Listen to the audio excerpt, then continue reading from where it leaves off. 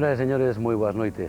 Os institutos de opinión coinciden en vaticinar un notable incremento na representación parlamentaria do nacionalismo nestas eleccións autonómicas galegas. O programa da formación política máis representativa dentro do nacionalismo evolucionou tamén nos últimos tempos na medida en que medrou tamén o espectro dos seus dirixentes e dos seus votantes. O seu líder é o segundo mellor valorado polos electores de Galicia nestes comicios. Estamos a falar con don Xosé Manuel Beiras, candidato á presidencia da Xunta polo Bloque Nacionalista Galego. Moi boas noites. Hola, boas noites.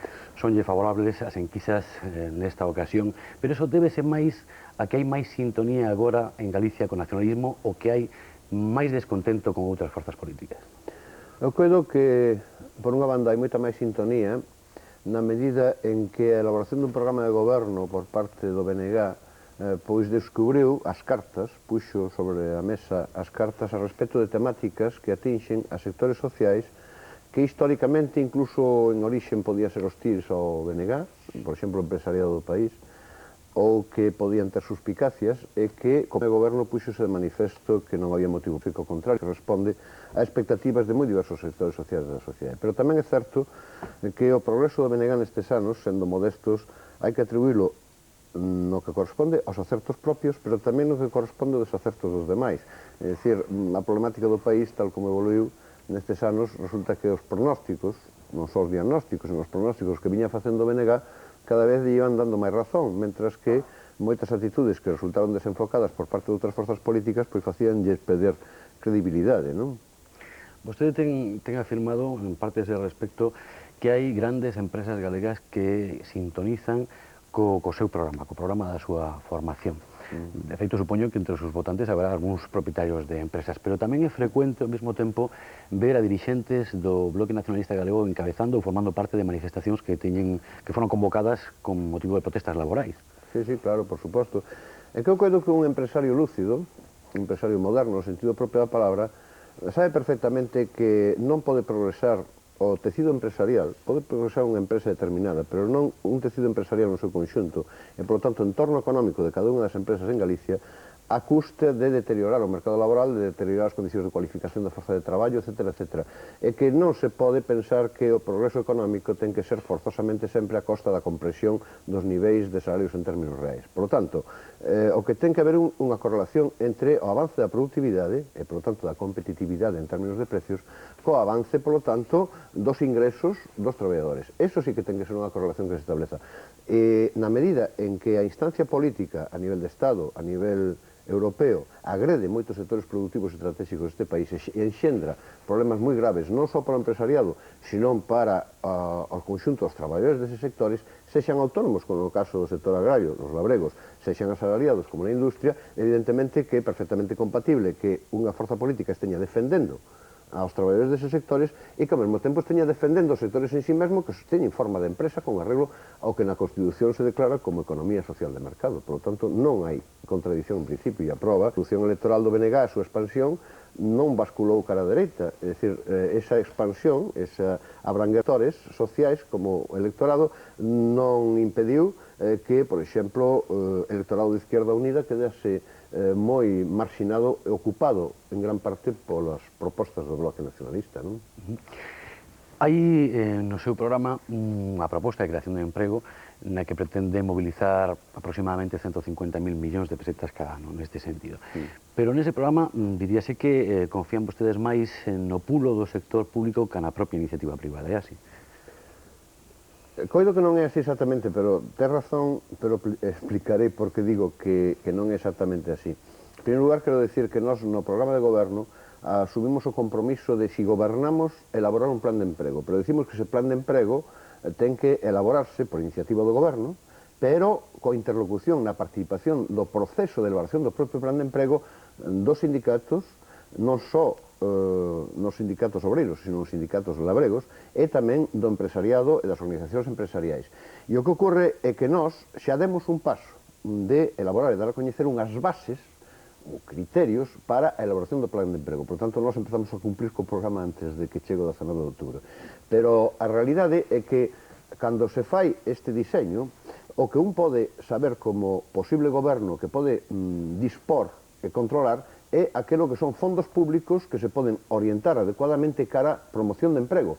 En cambio, no que é a creación de emprego no sector privado da economía, que é o normal, é o máis amplio, o único que se pode neste estado de situación, agora, antes dunha elaboración definitiva do plan de emprego coa interlocución co empresariado, é indicar liñas de dirección, pero non podes facer cálculo de disponibilidade de fondos porque o propio capital privado e o propio financiamento privado ou o propio financiamento alleo ás empresas, o sistema bancario, o que, en definitiva, vai ser decisivo para que, efectivamente, se faga un investimento que xenera emprego. Por lo tanto, un goberno pode decir, ou un goberno que pretende ser tal cousa, pode decir, nós, no que manexamos en fondos públicos, sabemos o que podemos facer, o que nos podemos estimular a que se encarreire do aforro privado do país cara a investimento no propio país, nós temos que facer unhas directrices que teñen unha interlocución necesaria previa, pero non podemos aventurar, hoxe por hoxe, cantidades. Vamos a seguir falando de sectores moi importantes, fundamentais para a economía galega, o sector pesqueiro, o sector agrario. Pero vostede sabe que cada vez máis eses dous sectores dependen das decisións que se adoptan en Bruxelas e en Madrid, o Goberno Central, quen negocia coa Unión Europea. Por tanto, nese cadro, como farían valer vostedes os seus plantexamentos, por exemplo, en aumento de caladoiros ou de cota láctea? Ya. Baixamos, a Constitución establece un estado de autonomías, verdad? Nas autonomías existen 3 autonomías de primeiro rango, que son as nacionalidades históricas. Unha é Galicia, e, por tanto, ten incluso cualitativamente un nivel competencial no noso estatuto superior a autonomías de segundo rango. Bueno, está claro que se a autonomía forman parte do Estado das autonomías, somos parte do aparato do Estado. O goberno do Estado español, en canto membro do goberno da Unión Europea en Bruselas, ten que facerse portavoz da defensa dos intereses dos plantexamentos, pero vertebrados a traveso do que é a participación das autonomías. Por lo tanto, a interlocución con Europa a traveso do goberno do Estado ten que ter ao goberno galego a capacidade de presión sobre o goberno do Estado para que defenda os intereses que son vitais para a comunidade autónoma. Pero, ademais, nada impide que haxa unha interlocución directa. Entón, é que acaso Pujol non ten constantemente interlocución directa con a Unión Europea? E non é máis que unha comunidade autónoma como a nosa? Evidentemente que nada impide que Galicia incluso exixa ao goberno do Estado español a presencia do goberno galego ou a participación do goberno galego na negociación de cuestións que atinxan a sectores vitais de Galiza, como, por exemplo, o sector da pesca industrial, o gran motor, o gran pulmón do complexo mar industrial que foi o motor do desenvolvemento galego. Bueno, pois isto que haxa unha interlocución directa, unha participación de Galicia, nada impide, e depende de que o goberno do Estado o admita ou non, e senón hai que ter interlocución directa en todo caso. E outra cousa, perdona, é que hai moitos países que non teñen Estado propio, que son precisamente en Europa aqueles para os que o sector pesqueiro ten máis peso relativo, máis importancia. Por exemplo, Escocia.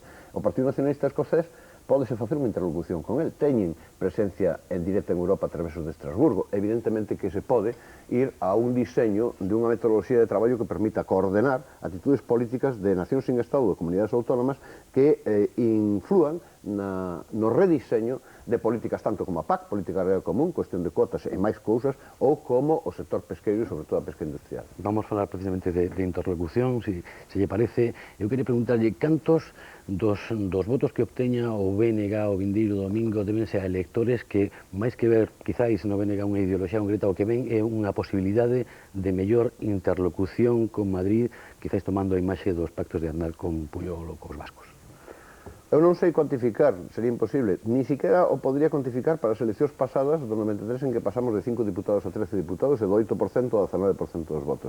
Pero que sí, é unha realidade incuestionable e o BNG é moi consciente delo, é que un porcentaxe moi considerable dos votos que viñeron nos últimos tempos ao bloque non son votos de cidadáns con unha ideoloxía nacionalista. Por lo tanto, non son votos ideolóxicos nacionalistas, aínda que requiren un declic para que os cidadáns voten a unha opción como o BNG, require un declic de que se teñan un nivel de conciencia da propia identidade e das coordenadas na que se poden defender os intereses deste país como tal, ou dese colectivo de cidadáns como un sector social ou un sector económico que comprenda que é unha forza propia do país a que mellor pode facelo. Pero eso non significa que sexa un voto ideolóxico nacionalista. Somos moi conscientes. En definitiva, por lo tanto, hai moita xente que votou até agora nas últimas eleccións e vai votar ao BNG en maior medida ou maior número nas próximas, que o vota polo que vostede decía, porque o BNG é a forza política que lles merece máis credibilidade para que a interlocución sexa ao estilo do que logrou o goberno da Generalitat con Pujol ou que o propio PNV no caso de Euskadi e sucesivamente. Sin embargo, o exministro Borrell afirmaba recentemente que Galicia vai ter prácticamente a cuarta parte dos presupostos de investimento do Estado, mentre que Cataluña obtén o 6%. Claro, e iso que ten que ver, é dicir que precisamente o modelo de financiamento hoxe das comunidades autónomas é un modelo de financiamento que mesmo naquelo que contribúe á autonomía financiera está sesgado cara a unha determinada figura tributaria que xenera esa simetría. Eso era o fundamento do recurso ante o Tribunal Constitucional que presentara o goberno de Fraga Iribarne cando a cesión do 15%. O estrambótico é que, en cambio, cando se pasa co goberno de Aznar a un pacto con Pujol que pasa do 15% ao 30%, en cambio, o goberno de Fraga retirase o recurso ante o Tribunal Constitucional. Nós seguimos mantendo a mesma tese. Nós mantemos a tese de que ten que ser unha cesta de impostos, ten que ser un repertorio moito máis variado de impostos o que entre no xogo da autonomía financiera e que, polo tanto, aqueles impostos nos que nós relativamente, comparativamente, saímos mellor parados, son impostos nos que nós temos que participar por obtención de recursos propios dos presupostos da comunidade autónoma. Algúns analistas votaban de menos, quizás ao principio da campaña, certa definición política do seu programa, pero vostede zanxou a cuestión e dixo que era un programa de corte socialdemócrata. Eu quería preguntarlle, hai alguna concesión pola súa parte importante por ser un programa socialdemócrata? Non, que ademais eu dixen eso porque se me forzou un pouco a escoller entre un apelativo e outro distinto. Dixo, bueno, moi ben, pois socialdemócrata. E por que digo que non hai? Porque o Bloque é unha organización política ideolóxicamente plural dentro de coordenadas nacionalistas. Vamos a ver, o Partido Nacionalista Galego de Rodríguez Peña, para entendernos, é un partido de centro, non un partido marxista, nin siquiera o mellor un partido socialdemócrata en sí mesmo. Por lo tanto, o BNG o que ten é os denominadores comuns que a resultante, como nun campo de forzas, bueno, pois eu digo, é socialdemócrata. Por qué? Porque neste programa deféndense postulados e fanse plantexamentos de política de benestar social que hoxe están abandonados na política estatal, en moita medida, pola política neoliberal a ultranza, incluso por un segmento da esquerda están abandonados, feito de xacción, e en cambio o BNG recupera e dice, bueno, servicios públicos claves como o ensino, como a sanidade, teñen que ser públicos, non se poden privatizar. Son conquistas do que se chama welfare state. Entonces, nese contexto, resulta que o noso programa, en toda a dimensión da política social, é socialdemócrata, que significa unha recuperación de plantexamentos de esquerda que hoxe estaban sendo abandonados. Pero son os denominadores comuns do conxunto do BNG. O empresariado pode perfectamente ver reflectidos as políticas necesarias para o desenvolvemento da empresa nun contexto dun programa socialdemócrata, porque non hai expropiación de empresas, porque non hai unha economía planificada. E ao propio tempo, en cambio, para o conxunto da maioría social do país, a reivindicación de criterios de benestar social que están sendo abandonados significa unha recuperación de alento, non? E de oxígeno. Temos ainda un par de minutos, eu quería preguntarlle tamén un par de cuestións máis. Evidentemente, hai a posibilidade de que exista un goberno de coalición despois das eleccións do vindeiro domingo. Sería vostede conselleiro de Abel Caballero? Eu non sei se sería conselleiro de Abel Caballero, porque de eso non se trata. Eu dixen xa moitas veces que o Bloque nunca fará o pacto de los tiros. É dicir, o que é necesario que, se dá a condición necesaria de que o PP perda a maioría, entón é indispensable que haxa un acordo que lle dé a gobernabilidade do país entre o Bloque e o PSOE. Moi ben, eu coido que agora está pivotando sobre o BNG e que xa todos os indicios como resultado do noso labor e da falta de simetría ás nosas propostas por parte de Abel Caballero, pois o electorado está dicindo ao Bloque o que hai que apostar para darlle esa salida. Pero o que sí se trata é de non repartir cuotas de poder, sino de chegar a acordos sobre denominadores comuns ou liñas vertebradoras dun programa de goberno. E a partir de aí, haberá que ver quen é conselleiro, quen non é conselleiro, quen é presidente, quen non é presidente, que vai resultar dos propios votacións e de máis cousas, pero o fundamental é esa perspectiva de viabilidade dun acordo que abra unha nova fase política no goberno galego. Ese minuto que nos queda, se quere, pode utilizarlo para dirixir unha mensaxe aos electores de Galicia. Eu dirixiría neste sentido. O BNG foi moi xeneroso, o BNG foi moi escrupuloso en elaborar un programa de goberno, non simplemente un programa electoral. O BNG está a facer unha campaña na que pretende que sexa un debate de ideas, un análise de situación e un estudio e difusión aos cidadáns das alternativas de goberno. Eu coido que a garantía para que haxa un cambio político no país neste momento é evidentemente o voto ao Bloque Nacionalista Galego, non por exclusividade por Bloque, sino porque garantía de que haxa unha solución de acordo de goberno viable a partir do 19 de outubro, que abre unha nova fase, un novo período na autonomía galega. Moitas gracias, señor Beiras. Boas noites e moitas gracias tamén a todos vostedes por seguir esta primeira das 3 entrevistas electorais que lles ofrecerá Televisión de Galicia e tamén a Radio Galega antes do remate da campaña electoral. Mañá, esta mesma hora, falaremos co candidato da coalición PSDG-PSOE, Esquerda Unida, Esquerda Galega, os Verdes, don Abel Caballero. Moitas gracias de novo, boas noites.